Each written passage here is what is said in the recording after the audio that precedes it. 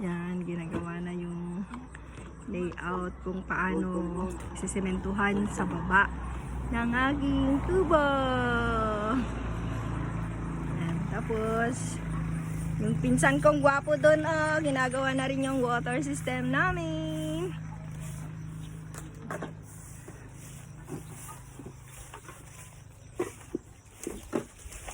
Yan.